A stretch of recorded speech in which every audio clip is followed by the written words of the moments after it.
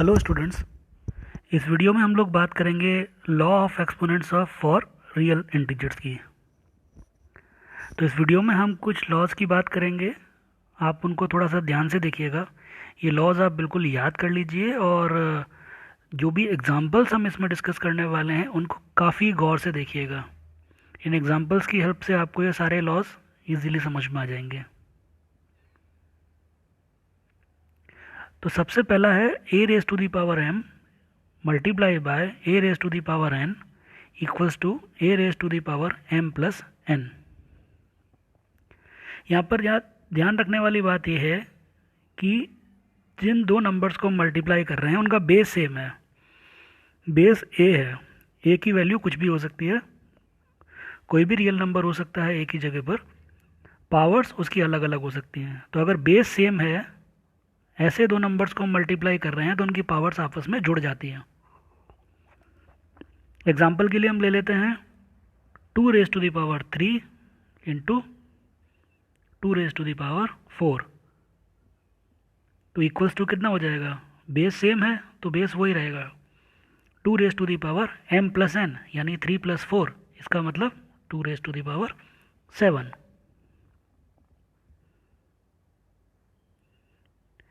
इसी तरह से मान लीजिए 3 raise to the power 4 multiply by 3 raise to the power -2। तो ये हो जाएगा 3 raise to the power 4 plus -2, इसका मतलब 4 - 2 यानी 2। ये हो जाएगा 3 का स्क्वायर, और 3 का स्क्वायर क्या होता है? 9।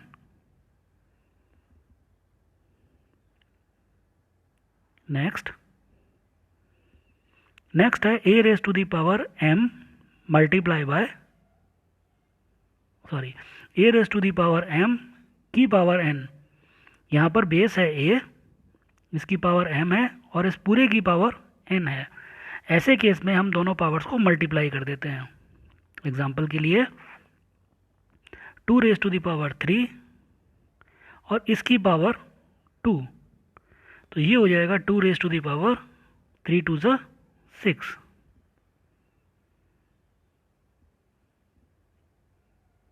Next a raise to the power m multiply by b raise to the power m। इस बार दोनों की पावर सेम है और बेसिस अलग अलग हैं। तो एग्जाम्पल के लिए 3 raise to the power 2 multiply by 5 raise to the power 2।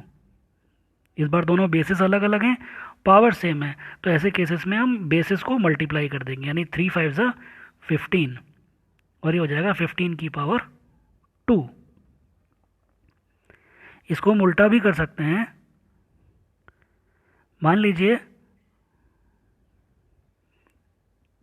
10 raise to the power 3 है, तो इसको हम ऐसे भी लिख सकते हैं 2 raise to the power 3 multiply by 5 raise to the power 3। क्योंकि अगर दिस इक्वल्स टू दिस है तो दिस इक्वल्स टू दिस भी है।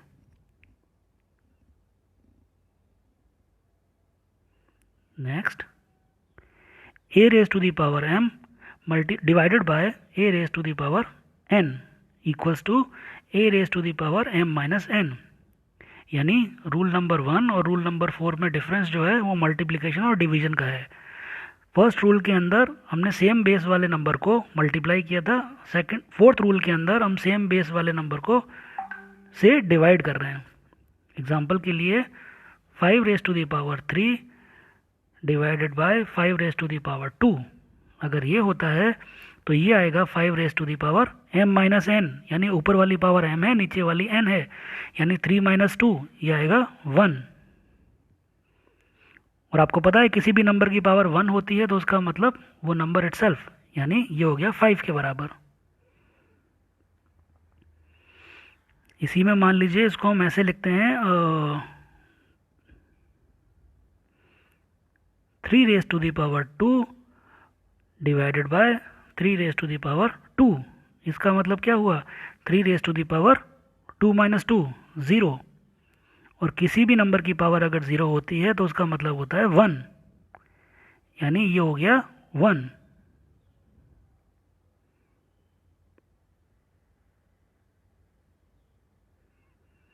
जो कि रूल नंबर 5 है।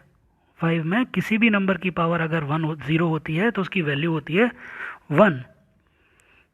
अब इसी चीज़ को अगर हम मान लीजिए रूल नंबर 4 से जोड़ देते हैं, 4 से अगर हम जोड़ते हैं और मान लीजिए रूल नंबर 4 में m इक्वल्स टू 0 होता इस वाले में, तो a raise to the power 0 divided by a raise to the power n की वैल्यू मान लीजिए 2 है, तो ये हो जाता a raise to the power कितना 0 माइनस 2, यानी a raise to the power -2।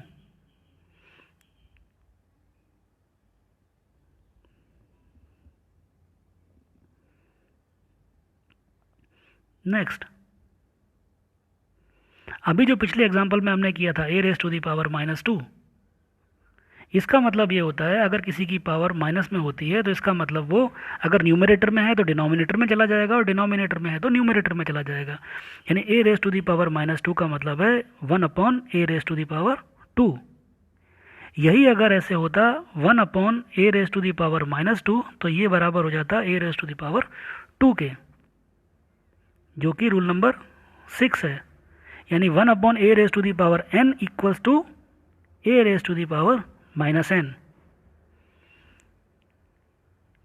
और एग्जांपल्स हम ले लेते हैं। मान लीजिए रूल नंबर 4, इसमें हम m की वैल्यू 0 रख दें और कोई एग्जांपल ले लेते हैं 2 raise to the power 0 divided by 2 raise to the power 3, तो इसकी वैल्यू आ जाएगी 2 raise to the power 0 minus 3, यानी माइनस का 3, और ये हो जाएगा बराबर 1 upon 2 raise to the power 3 के बराबर। और जिसकी वैल्यू क्या होती है 1 upon 2 raise to the power 3 मतलब 2 इंटू 2 इंटू 2 इक्वल्स टू 8, और ये हो जाता है 1 अपॉन 8 के बराबर।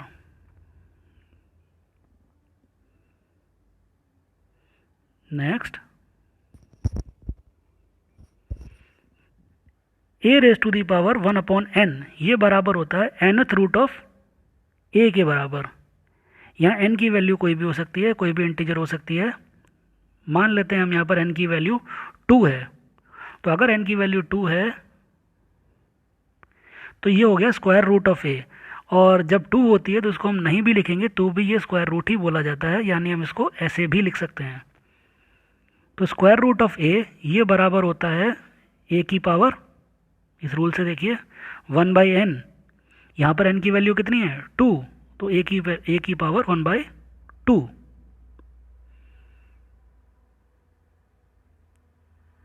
मान लीजिए इसकी जगह हम कोई और नंबर ले लेते हैं, हम बोलते हैं इसको 4 का स्क्वायर रूट, तो इसको हम ऐसे भी लिख सकते हैं 4 की पावर 1/2। वो अलग बात है कि 4 का स्क्वायर रूट को हम 2 भी लिख सकते हैं।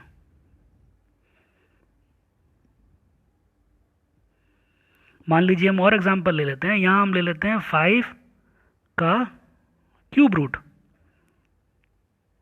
तो इसकी वैल्यू हो जाएगी 5 की पावर 1/3।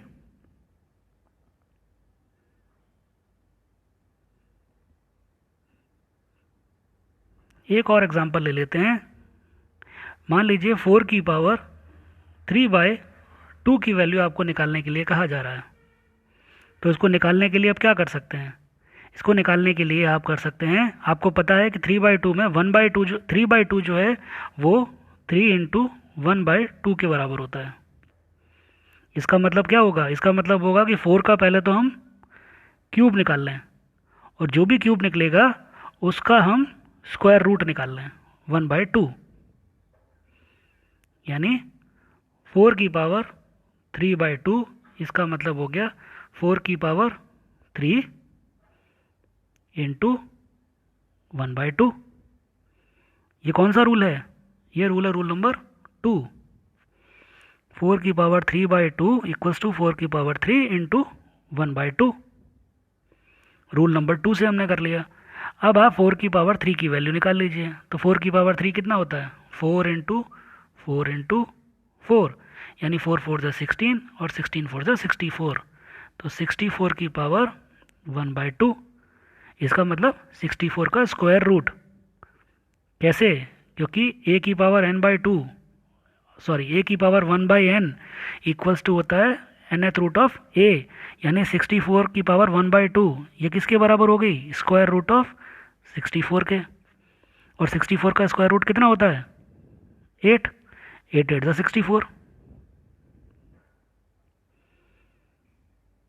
आई होप आपको ये वाला एग्जाम्पल भी समझ में आ गया होगा और इस एग्जाम्पल से आप इजीली प्रॉब्लम्स को सॉल्व कर पाएंगे। एक दो एग्जाम्पल्स और ले लेते हैं।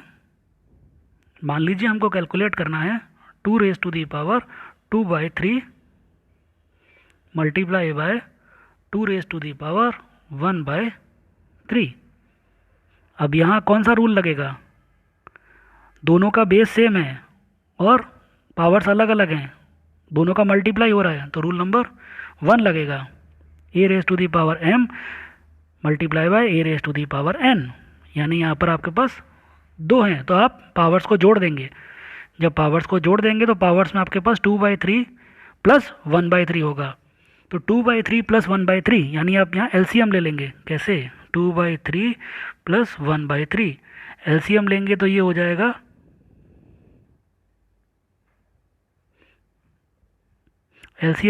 हो जाएगा 3, 2 प्लस 1, इसकी वैल्यू आएगी 3/3 और 3/3 क्या होता है? 1, यानी ये हो जाएगा 2 की पावर 1 और 2 की पावर 1 का मतलब 2।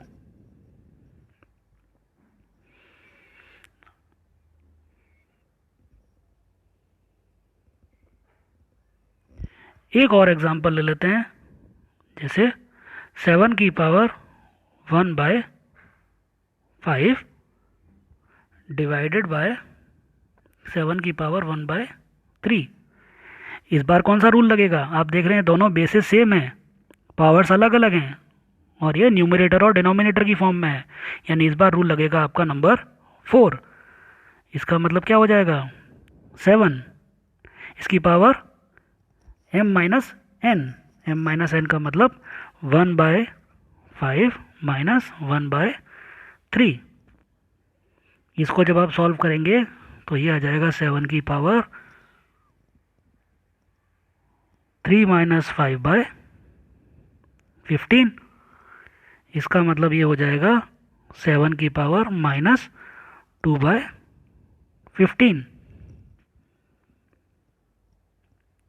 आई होप इन सारे एग्जाम्पल से आपको laws of exponents for real numbers समझ में आ गए होंगे और इनकी हेल्प से इजीली आप एक्सरसाइज 1.6 को सॉल्व कर पाएंगे।